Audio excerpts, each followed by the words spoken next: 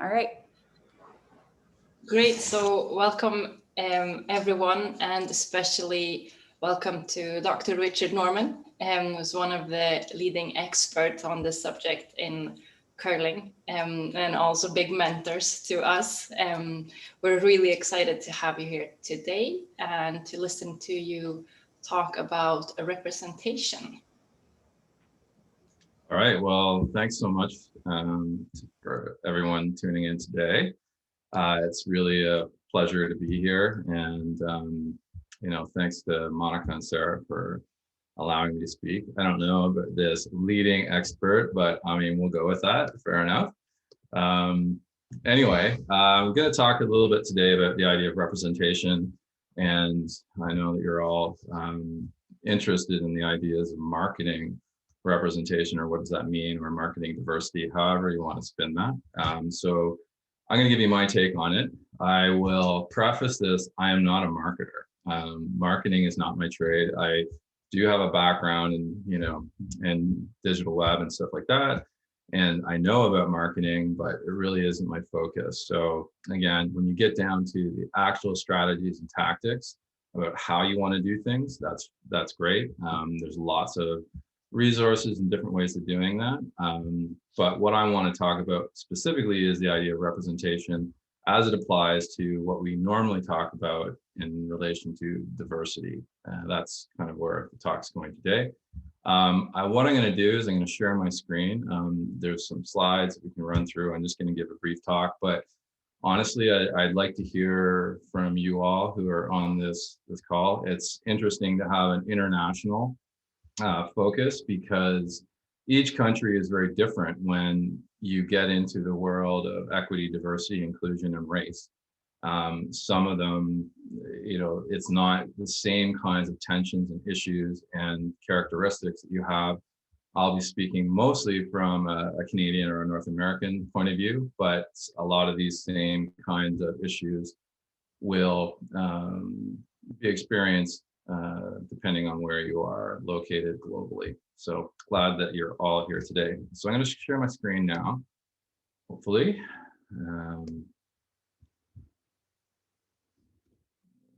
Go.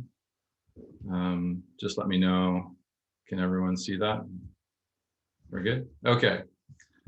So I decided to take a spin on what Sarah and Monica had briefly told me, that I'll talk about representation and marketing. So I'm going to talk about marketing representation, because I think that that's really what I'm more interested in. And like, what does that actually mean? Marketing diversity is another way of putting it. But for me, there is really the question about how do you make way for diversity within your organization?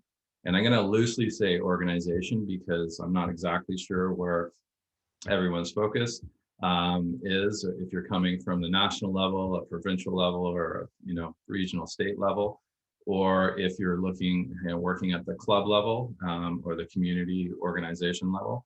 So I'm using organization as a sort of catch-all for everything, because the same sorts of trends and traits will be characteristic of every organization.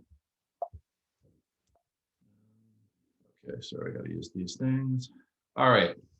So the first question is really what representation is. And to be honest, it's a very ambiguous term. Lots of people throw it around, and the idea of representing people is a challenge, because when you take a look at our population here in Canada, there's lots of different segmenting that we can do to understand, issues of marginalization, and that goes across the board different ways. So when we speak about representation, it's really talking about those people that aren't there, and are they representative well enough within your organization? And so that's the challenge, because within your specific organizational area, catchment, even connection with community, or on the national stage, representation can have a whole lot of meanings. And the same goes for the idea of diversity.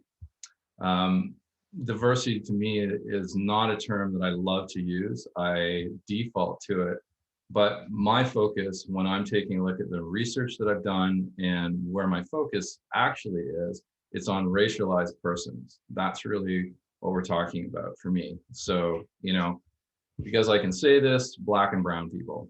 And what does that actually mean when we're looking at a sport as particular as curling that has potentially issues in the visibility of those Black and brown people? The other thing to remember is that representation is only the first step. So you hear lots of people and focusing on their diversity programs saying, well, we need to get adequate representation. The difficulty in doing that is only one step. So let's say that you achieve representational parity of Black folks, right? So you have, whatever that number is to you, it could be based on the national statistics or demographics, right? So is it 4%? Is it 10%? Is it 25%? The difficulty is in achieving that, it doesn't mean that everything just stops and say we have, achieved our promised land, the preferred future that we're actually looking for. Really, it's just one way to move towards a more equitable, socially just way that you can have your organization manifest. And if you focus on representation, it certainly doesn't mean that discrimination isn't happening at the same time or that still exists within the infrastructure of your organization itself. So just focusing on the idea of representation can be limiting in how you actually approach some of the systemic issues that are challenging sport overall. There also comes a real tricky issue. And so we throw around a lot of terms like BIPOC, like Black, like lots of other things. The difficulty is that when you try to homogenize cultural groups into one grouping, they're for lack of a better word, you start to miss or you start to erase other people's cultures. So particularly in Canada, there's lots of different Black communities and ways that cultures have been infused into, whatever our multiculturalism is today. I'll put a little question mark around that. But we have all these traditions coming from different countries of origin. So when we say Black, there's a reason to not only identify as Black for political power structure reasons, but when you actually get down to diversity at the lowest level, let's say at the club level, you may be dealing with multiple different communities that are quote unquote Black. And so what does that mean, right? And you have to start to take a look at the complexity is there. But ultimately, if you don't go down this road of representation, you have to ask yourself this, fundamental question for me is like, what is at risk, right? And when you do diversity work and you start to get into the world of equity, diversity, and inclusion, there's a lot of tendency to say, well, the sport of curling, these are untapped markets. These are, groups that do not currently overall are involved within the sport. So if let's say your club is at risk, you may want to then reach out to those communities to have them come in to satisfy a financial financial goal for sustainability, right? To make sure that you're financially viable and that can move forward. The challenge with that is that if your diversity programs center on that, then you do often miss what is the actual moral, ethical obligation of accounting for these different cultures within your organization. Ultimately, I think that there is a greater risk. And when we take a look at some of the larger organizations, there is a potential. I was on a conference listening to a guy who was talking about the legal traditions within Canada. So in the United States, the legal, the civil actions and things like that are much more common than they are in Canada.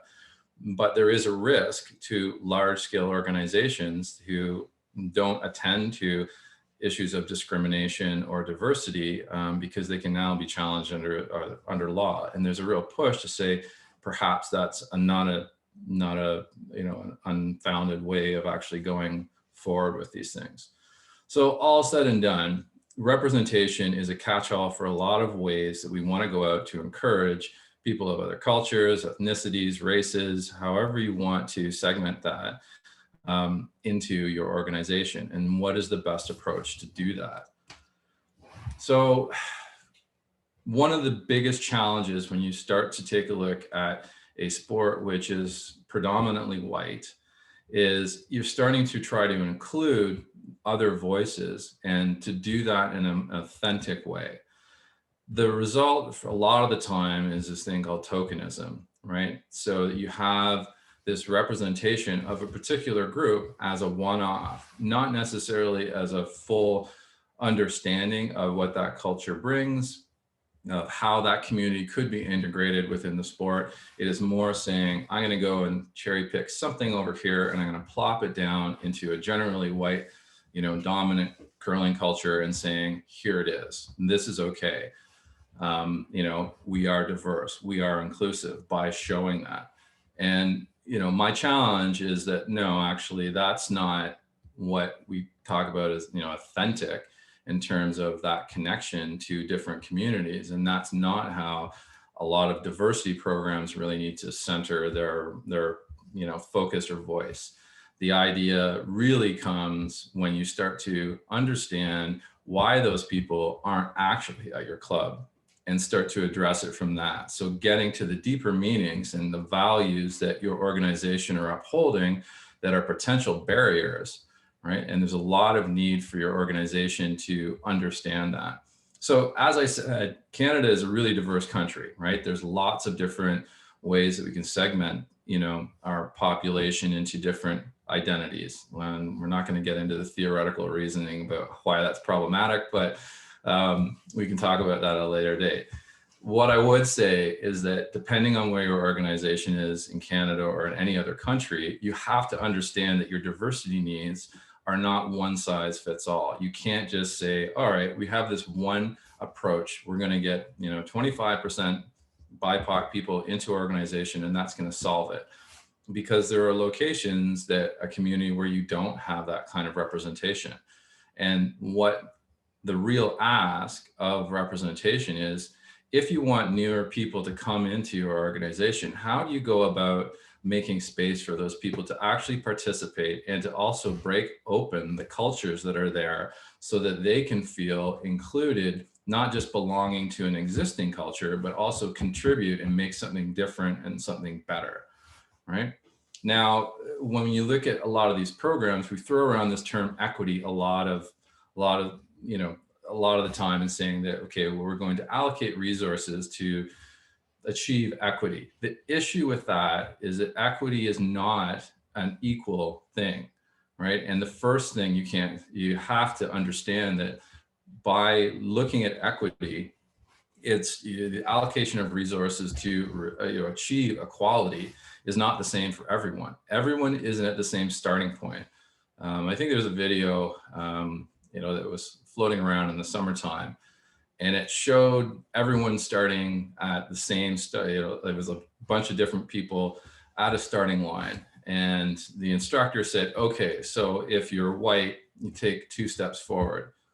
And then if you're male, take another 2 steps forward. If you have a certain level of education, take 2 more steps forward, right?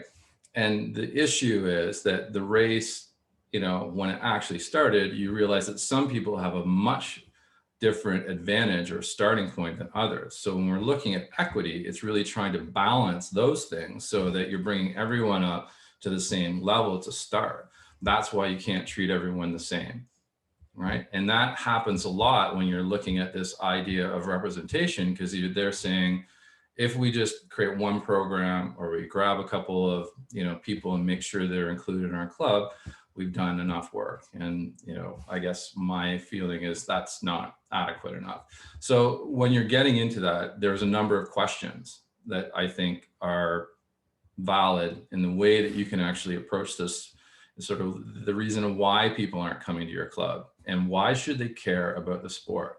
So one of the biggest problems is everyone thinks that their sport is the best sport and it's the most important sport out there. So when somebody isn't participating, it's like, oh, just come and try it. If you try it, everything will be perfect. And you'll come and participate. The difficulty within Canada particularly is the population levels are, in terms of overall growth, are actually declining. So there is this tendency to focus, for new blood to come into a club or something like that based on looking at youth and trying to get more youth involved in your club. And one of the biggest drawbacks to that is that youth, probably unprecedented in terms of the amount of distractions and the amount of sports and other kinds of activities they can participate in right now. So there's a real question to say, is there really a need for people to come and curl?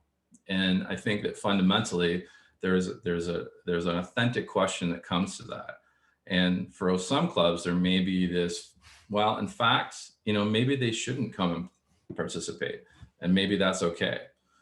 But I won't answer that for you. I just think that these are really important questions that as an organization, particularly senior management, you really have to start to, understand the values and what you're trying to achieve within your club dynamic, not just as a financial driver to make sure that, okay, there's a sustainability and viability within the club. So I want to talk a little bit about media representation. And, we're just talking about tokenism. So, I hope people who know this is Jackie Robinson, color barriers, broken down in baseball. The issue is not whether or not that was a really, historic, monumental event that happened. But the question is, what does he actually represent? And so when you take a look at this picture and you take a look at the overall, baseball at the time, it's 99.9% white, and then there's one black player. So this is, again, the idea of tokenism, but and how this is taken up within the professional media is really important. So the reason why I want to focus on some of these kinds of framing and the images here is that when you start to go to your own marketing campaigns and the way that you're going to present, the openness of your organization, you have to be aware of, this idea of tokenism and what that could look like. There's also some stereotypes, particularly for Black people. And, I guess I can sort of characterize it in Indigenous people, particularly in Canada, of, the historical way that they have been represented in media, not only media, but also in historical accounts. And what does that actually look like? So this is 2008, you have LeBron James and Giselle. They're on this cover of Vogue. And if you look at this, and I show this to all of my classes, it's like, what does this represent? And why is LeBron James, top of his game, depicted in a particular way? And as you start to go a little bit underneath the surface, you see that there are historical ways that this type of imagery has been perpetuated for Black males particularly, and in the relationship to white women. The reason I bring that up is that image and the way that things are presented are very important. And if you're trying to penetrate a new group that is not currently participating, then you actually have to be a little bit aware of the kinds of images that are shown, what might be culturally sensitive, and how that actually is presented. There is also, within the larger media, a very different way that certain, athletes are. And this is like going back a few years, by Cam Newton on one side and Mr. Payton on the other. And you're talking about, the way that they were presented in the media, of one being, intelligent and, strategic, and the other being emotional and athletic. And you hear those ways of depicting, particularly Black people, over and over and over again. So, this all sort of culminates with, the treatment of certain players and the way that they're presented through the media, and how that actually gets characterized as you sort of move forward. And, Colin Kaepernick, it was really ironic that the NFL came out with these huge statements about trying to combat systemic racism, and through football. but Colin Kaepernick still doesn't have a job. And he was the first person to draw attention to this. So the reason I'm bringing this up is that when you get into your own way of promoting diversity, you have to be really, really, diligent about understanding what communities, what messages, and how you're going to promote, coming into your club. And I will say there's not a real easy answer on this. Diversity is a very complicated way, but for me, the primary objective of what you're trying to do is actually bridge to a different community and get those members involved. And so I had a funny conversation. I'm sure that Deb won't mind me sharing this, but we were talking about this idea that the difficulty with a lot of EDI programs is when they deal with Black folk, they always focus on the idea that they're completely disadvantaged. And the challenge is that, the Black community stratifies up and down, socioeconomics, different ways of being. So, in your own community, you can go and find people who fit this profile of diversity. The question is, why aren't they coming into your club rather than going to a, potentially a community that you have no connection with, but they're seen as disadvantaged, to then go and say, we are going to create a program to help, bring up these people and give them an experience within our world. And you have to understand what that looks like, not only from the optics, but also the conversation that you have to get to that point to say, okay, well, we're going to go and help somebody else up, shows this level of dominance and lack of understanding. And unfortunately, I've heard that over and again. So this idea of saying that we're inclusive doesn't necessarily make it true. There's always this idea of exceptionalism within sport, where there's always those, like the Serena Williams, the Tiger Woods, the people that sort of defy the odds and make it, make it to that upper echelon. Even within your own club, you may have one or two people who actually fit the diversity bill. The question is, does that actually make you inclusive? Does that actually make, the environment and your culture safer for those people to participate or want to participate? So again, most of my research focuses on the idea of dominance and where does that come from? So in Canada, what is our dominant culture? Well, it's white, it's Anglo-Saxon, it's Christian.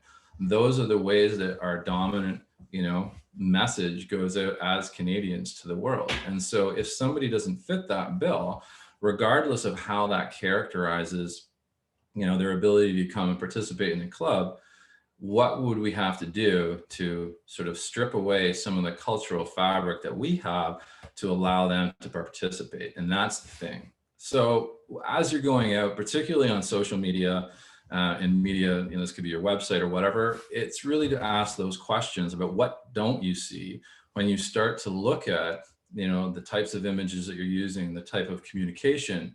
What does that look like? And I would highly recommend trying to get those perspectives from the outside to help orient you around some different kinds of messaging, right? If those people aren't, participating in your direct communication in the way that you want to present things, then you're invariably going to get things wrong. And that's just the reality. So internally, and when you're looking at your own organization, and I think this is the place to start when you're looking at representation, is what is the readiness of your organization to move forward with these kinds of initiatives? There's lots of questions. There's lots of ways that you have to then engage within stakeholders, understanding what diversity is, or if you're going down the road of anti-racism, how do you actually prepare people so they understand what that means? And also the internal work that has to happen to get everybody up to a certain, language, cognition and awareness that they can actually move forward together. There's also additional training that's going to need, probably mostly for coaches, but you also are dealing with a lot of volunteer staff. So how do they add and detract from these kinds of cultural fits that you need? And you have to do an overall evaluation of what capacities you do have within your organization, and you may need to then leverage other people. So I can pick on Sarah because we've had lots of conversations about this, but if you're in a very, let's say homogeneous sport, and you're trying to go and find, people who fit some of these diversity bills, sometimes you'll have to go outside of your sport to find those, and think about that in terms of your organization, because, it's funny. I can honestly say this, like, I'm not actually a curler. I study curling. I know a lot about it. I love the sport, but I don't curl. So there's a real question that you can ask, like, do the people that are involved, from your senior leadership all the way down your volunteer staff, or, whomever, do they have to be curlers? Or can you start to then incorporate other people from outside of the organization? Like, if in curling, why can't I grab, an EDI officer from track and field and bring them into my organization and say, what kinds of changes would happen coming there? And finally, I'd say, you're going to have those difficult conversations. Hopefully you already are. But if you're not, you have to make some, allowance that these conversations might have to happen. And it may take time for the cultural shift within your internal organization gets to the point where you're ready to then go out and sort of connect with other people. But to me, there is, like, it's that risk reward. And I think that when you start to answer those questions, you'll get to a truer sense of what those rewards actually are. I'm gonna talk a little bit about this because, from the summer last year to now, there has been an amazing amount of emotion that has been attached to all the events that we're seeing globally, and also during a pandemic. So one of the things that you have to be very cognizant about is that, BIPOC folks, especially Black folks, are very tired. And, the emotional burden that we've gone through, even to get to this point, and particularly hoping that 2021 was going to be a remarkably different year, and seeing, the results in Washington and what happened there, for me particularly, it brought home this idea and notion of white supremacy, and seeing the interaction of these protesters with law enforcement. So if you take a look back at what Black Lives Matter is really trying to focus on, is defunding police and stopping police brutality, and seeing the difference about how Black Lives Matter protests were managed and how this was managed. It was a catastrophic hit in the face yet again. So one of the things that you have to be very aware is that there are people like myself and others who are willing to have these conversations, but not everybody is. And you have to make very sure that the persons that you're now connecting with to hopefully bridge some of those gaps into different communities actually want to do that and want to have the conversations with you. So I'd be very aware that trying to task racialized persons with any conversation may not be on their radar. And in fact, it is really the opposite of where you should be focusing your attention, because the focusing on the attention is on the dominant culture, not those people who have been pushed to the margins, right? The labor that we have and give to this to this fight and trying to change things is real, and it's very taxing. So you have to be very aware as you're moving forward with your diversity programs that these things are okay. Well, perhaps we have to do some different work, and perhaps you have to change your messaging completely about the spaces that you are opening up, not even engaging within racialized communities. So I would say overall, you're trying to create a safer space. There are no such things as safe spaces in this world. And it's just the reality. Regardless of how you identify, there are always going to be potential issues. So you're trying to get towards safer spaces, but we have to remember that I'm focusing on racialized persons, but this is not who is oppressed more and who is oppressed less. When you're looking specifically at this issue about race in the sport of curling, there is a specific difference about how you go about doing this as opposed to some of the other subjectivities like LGBTQ, gender, all those other things. One of my questions that I usually pose to people is, okay, so if you take any of those other intersections, if you add color to it, if you blackened it, what happens? And chances are you tend to reveal who are the most at risk within those intersections. So, again, it's not about weighing what those things are, but I think especially in Canada, because we don't talk about race very much, we need to open up the door to talk about how race is played out within our society. I'm not going to focus too much on this.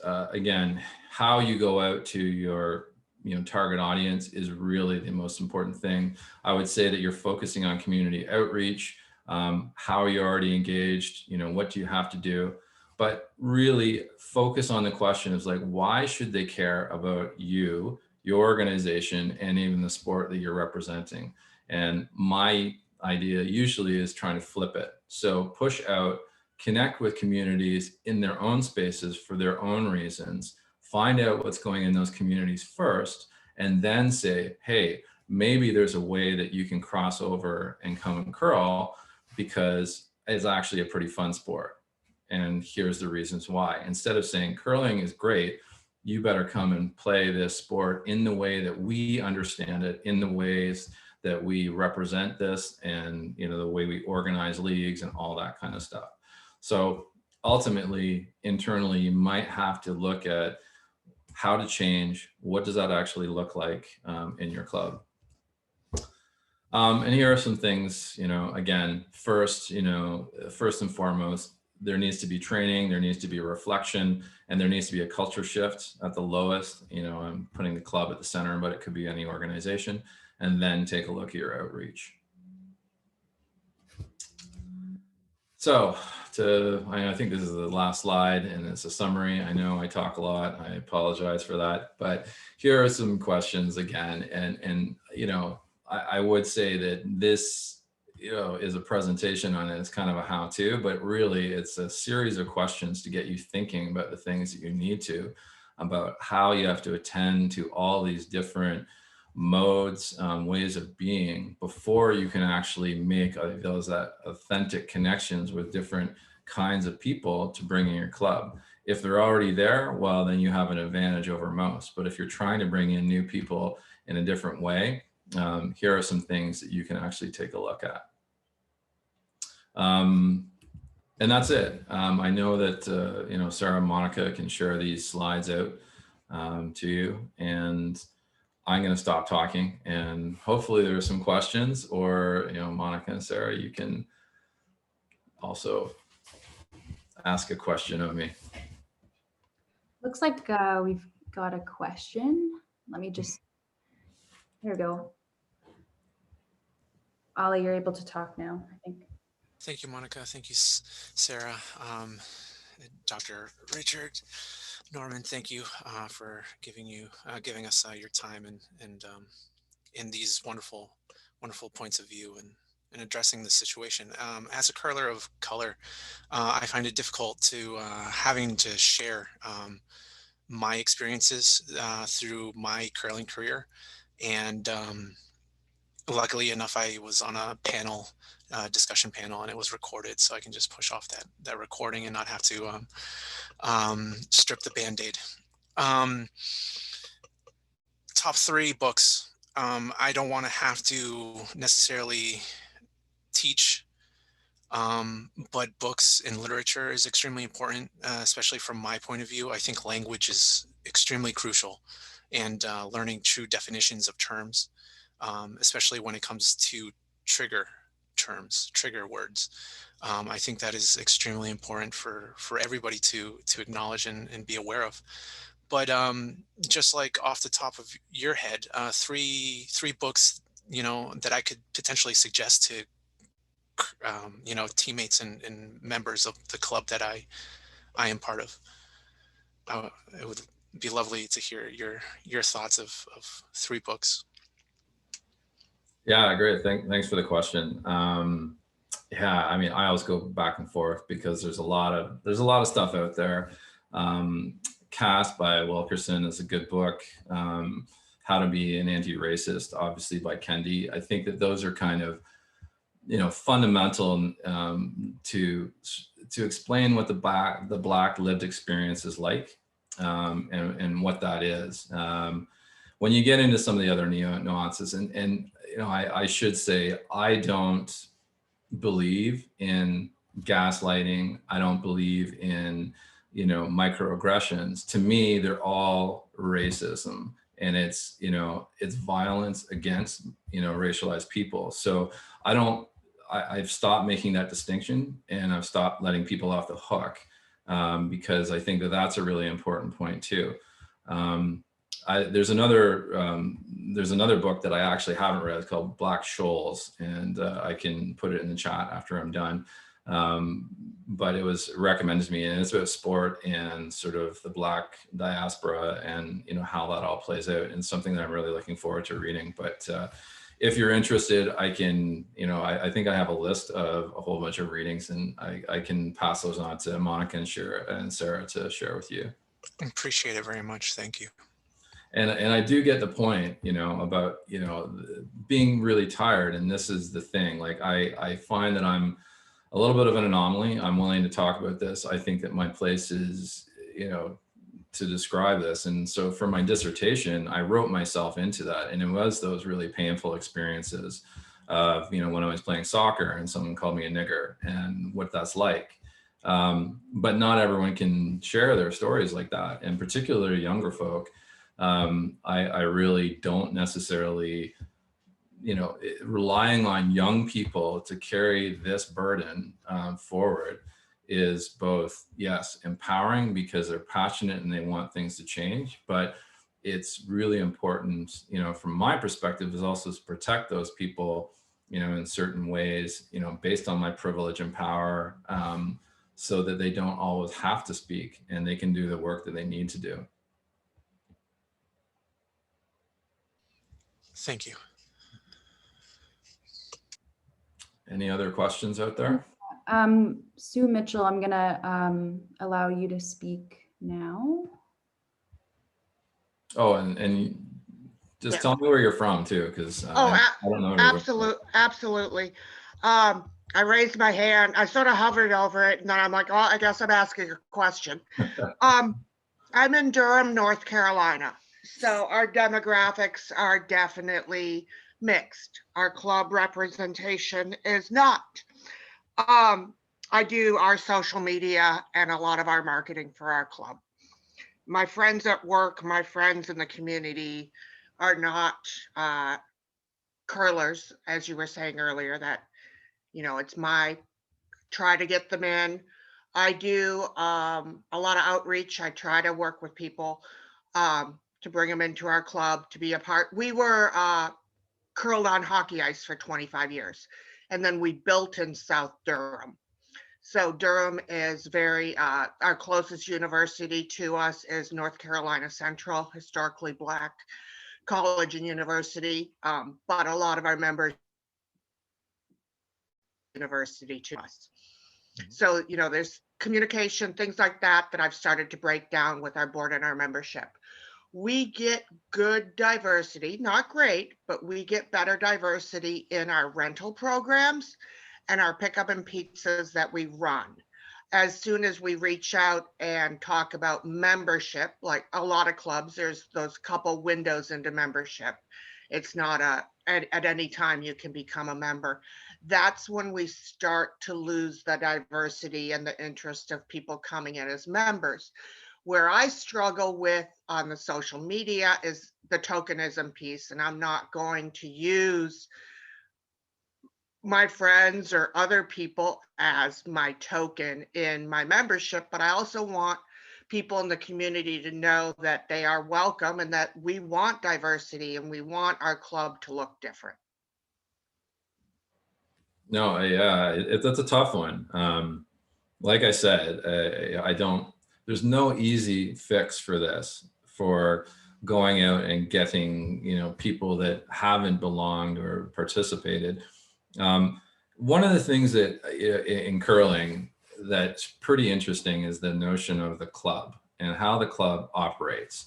It has a particular structure that, goes way back. We're talking, early colonial times about how membership is formed and the reasons for that. And there's really important reasons why that happened for certain communities. But you have to remember what membership means looking from the outside. So my son plays for a soccer club. There's no real specific membership. You just actually come and you pay for the league and the teams that you're actually participating with, regardless, and he played year round. I mean, he stopped now, but so I think that curling has this very, is holding on to a certain way of understanding what the club is. And I think the reasons why are actually important because of how social curling is. It's a really important thing for the sport. It's that's the reason why I'm interested in the sport. And I can tell you that story, or you probably heard it because I always tell it. But I met Sarah the first time that I ever participated in a bonspiel. So it's that kind of, it's a social environment, but the thing about membership is it is potentially excludes certain people because they don't want to necessarily join in the same ways that we've traditionally thought participating in curling needs to be. Now, and I understand there's reasons to keep it and there's other reasons. So again, when you're getting down to those, those decisions at the senior management level, you actually have to ask yourself, what are the motivations? Are you really trying to, maintain your existing members and have them continue to participate? Or are you willing to actually try new structures or at least new potential things that could, open up space for other people to come in? That's a really tricky thing. I think, in the clubs that I were looking at for my dissertation, the same thing. They had lots of diversity in their rentals. It was like, oh my gosh, I walked in and it was like, all right, this is exactly what you'd hope the curling club or, curling center to be. And then you realize, oh, this is a rental, it's a corporate event, and so the diversity is coming from outside and it's not actually integrating. I'm sure that doesn't answer your question. When you're going into social, I think that if you don't have diversity in your club, then don't say that it's a diverse club. Flip it the other way and say how you're opening up your doors in different ways, how you've connected to, people in the community, how you've connected to different, sister or brother organizations that are doing different things in the community and, how you're supporting them. And then they may see, oh, there's a willingness to have you involved in them. So perhaps, maybe I'll try this curling fun thing. I don't know. All right. Well, thank you very much. And I know I'll be in touch, Monica and Deb and yourself. We'll keep. Yeah, I was going to say, Sue, don't have to answer this now, but you might want to think about having other people help you in this and not just trying to tackle it by yourself. But also I was thinking, there's quite a few of social media managers for clubs in the US. And if we all kind of got together and came up with a plan or at least helped each other out, that might be kind of useful. So maybe you and I can touch base after this. Yeah, definitely. I'm off. I work nights, so I'm off to work soon, but I'll be in touch with you. Cool. Okay. I'm going to have, go ahead, Rich. Yeah, I would just say that the U.S. also it's a very different and kind of an exciting place because, curling's been around for a long time, but the momentum and the ability for you to do things differently seems to be there. So, I would totally encourage you to be brave and try to, even possibly reshape the way your club operates. And that might have a world of difference to connecting with people out there. Yeah, definitely. I'm going to have Simon speak now. Dr. Norman, Simon Barrick here. Always Always a real pleasure to hear you speak, and thank you for those really important insights. I've got so many questions circulating around in my mind, but I think one piece that I'm also wrestling through in this space, and I think a good amount of the points you brought up and the conversations I think that we've had definitely focus at the community sport, curling, club, center level. But of course, we all operate in an ecosystem with, you've got the curling clubs, you've got the provincial, territorial, state organizations, and you've got your national and then international organizations. And you've got, what's exciting is even groups like now that Monica and Sarah have started that are kind of tackling DEI very explicitly. So I'm wondering if you can speak maybe a little bit about, because all I know is the answer is everybody needs to be playing a role in this at all levels in one way or another. But what are some things that maybe if you're in a curling, maybe we got stakeholders here that are with curling clubs, what can they be asking or demanding from their state or their national association or the World Curling Federation? What are kind of things that need to be happening at all these different levels? And maybe, I know it's a big question, so maybe just a couple of examples. Yeah, I would have expected nothing less from you, Simon. So yeah, that's a really good point. And I think the change comes, within a systemic way from multiple different points of tension. So, as you say, the clubs or the community sport level definitely has a role to play, and they have more influence than they actually think in actually dictating a lot of these kinds of conversations. Because if they decide that this is important, then if your state or provincial and your national level isn't following what they really want, well, then they sort of lose the commitment of their membership, right, at the lowest level. At the same token, I would say that the direction from the national sporting organization or even above that, so when you get to the federal government, there are directives and edicts that need to actually sort of permeate through sport. It's a challenge, and the other thing that you have to remember that there is I'm going to use Canada because I know it best, but there's the Canadian sports system, from the national to the provincial to regional and then to the community sport level. But then there's the commercial sport world, and that's what I'm working with right now. And I'm amazed at the amount of money and the amount of attention they're putting into sport from a whole bunch of different standpoints. So there's as you're talking about, everybody has a role to play. I think in certain ways the industry is actually going to force these questions, and you can see it in a lot of, even sponsors are now saying that if you don't follow these rules, if you don't actually support these moral clauses, which have a lot to do with sort of combating racism and making sure that there's an anti-oppression stance, that's actually real, and it's actually now forcing athletes to make different kinds of decisions. And to me, that's a really interesting thing. But I would say that I think the community sport organizations really underestimate how much actual power they have within the system to influence change. So I guess with Sue talking before, it's just sort of like one club can actually make a huge difference in this landscape. Not only is showing as a potential pilot, but how to do these different things. And then going up to the national level, there's so many things that I wish were happening that I can see that aren't. I mean, even internally, at the national level, if I don't see the representation at that level, then I'm not necessarily convinced that it's going to carry through.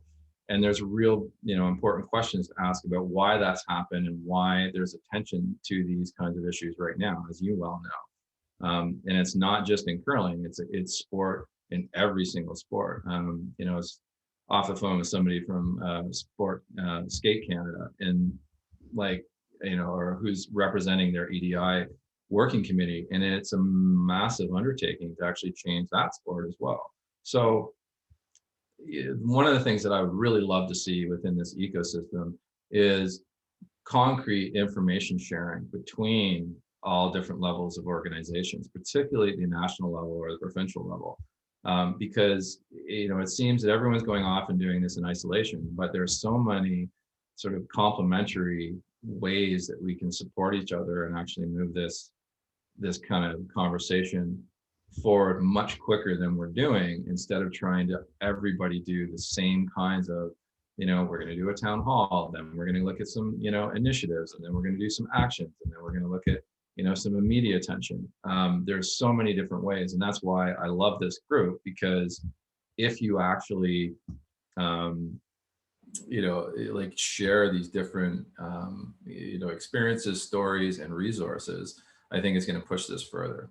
So I don't know if that answers your question, Simon, but that's all I got today.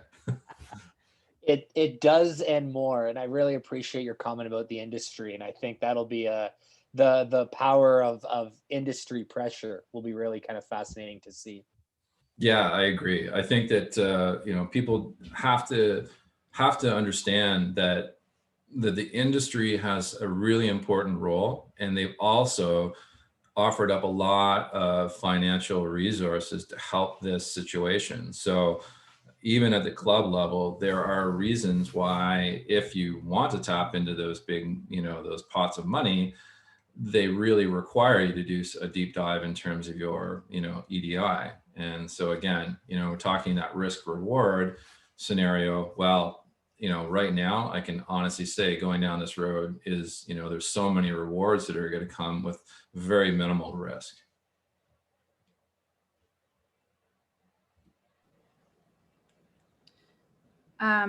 So we have a question from Fiona Simpson. She says, do you have any suggestions for a country that is just starting out with the project of curling? And she's in Lisbon, Portugal. Oh, cool. Wow. I love Portugal. I was there a while ago. Yeah, that's a really good question. I think that you have a real interesting opportunity because you're starting off a sport from, fresh. And what I would do is definitely do your due diligence and trying to understand what models are actually working that can, not only at the club level, but also at the national level, really include different kinds of people in the sport from the start. One of the things, of course, is facilities, and we're not going to get into that today, but that's a challenge. But I think that let's say it's in a hockey rink, you have the opportunity to start that the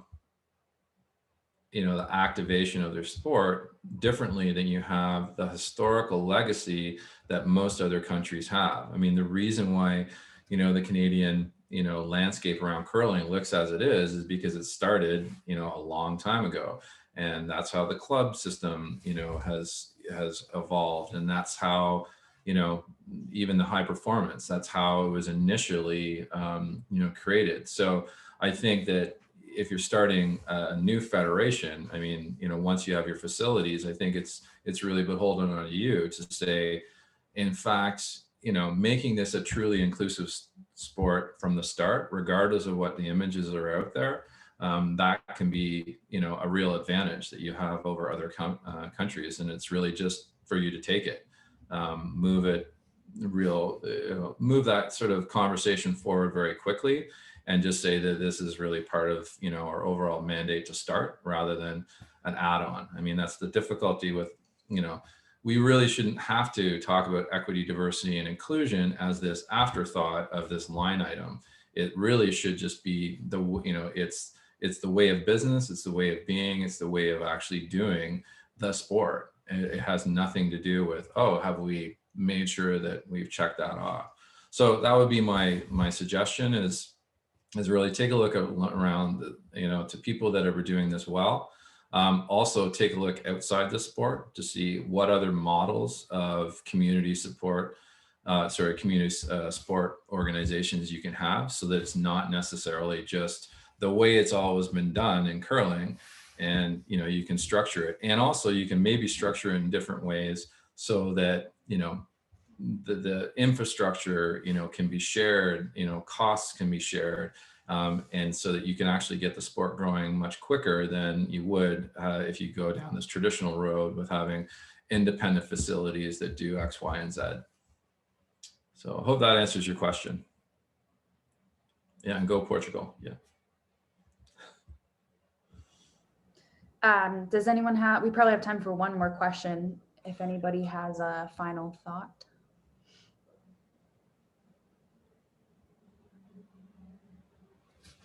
Sarah? I think this has been really good, like really informative, and a lot of things that we can take from this. Agreed. I just want to say thank you, like thank you for doing this and for helping out and for sharing your experience and knowledge with everyone.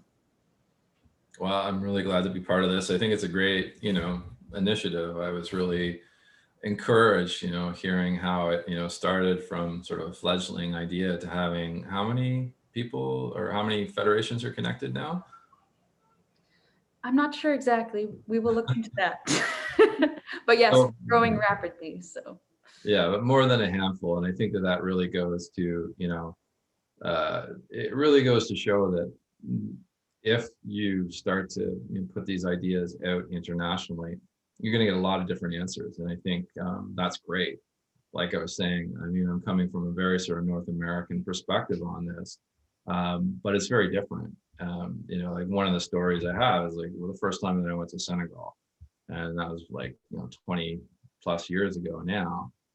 But, it was ending up there, I sort of realized is like, okay, well, yes, there's a commonality of the Black experience.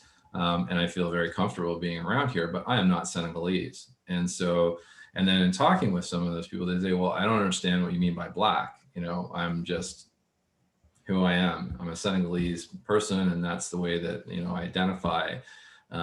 So, in talking with people who have come to Canada, and it's the first understanding of, what Black means or what race really plays out as, you have to remember that there are learnings from this international community that can really help to sort of bridge some of those, more negative connotations that we have, particularly in North America, or I would say some of the developed white world, and what that looks like. In Canada, for me, one of the fundamental things that we have to do is actually grapple with our colonial legacy and what that's meant, and how it shapes sport, how it is sort of disenfranchised in different groups. We haven't, like I'm talking again from a racialized perspective, but certainly not an Indigenous perspective, and going down that road. So I can remember I went out to, the Olympic trials in Winnipeg, and, it was a great event. There's, went into the, to the stadium, MTS Center, I guess it is still, I don't know. And, everybody in there, barring a handful of people, were white. But then stepping out the doors, you're surrounded by indigeneity. And so there's this dissonance of saying, okay, well, here is something, sport that is right in downtown Winnipeg, but it has no connection to the community that's there. And that's kind of what I mean when we start to take a look at how your organization responds. It's like, well, where's the connection to the communities even that are around? How does that look? It's no longer okay to say, well, we're maintaining our membership, at least from my standpoint. And I'll leave it at that. But it's been a pleasure, to talk to you all, and to talk to whomever else has been on the call with us. I hope I get to talk to you at some point through different avenues, and I'm happy to come back anytime to answer different kinds of questions. great. Thank you, Rich. Just for the group, if you have any questions or if you'd like to be put in touch with Rich, feel free to reach out to us. You can email us at globalcurlingdei@gmail.com. And also look to sign up for our newsletter if you want to attend more webinars like this. So yeah, thank you for attending, and thank you so much, Rich, for speaking. Thank you. Good to see you all. Bye.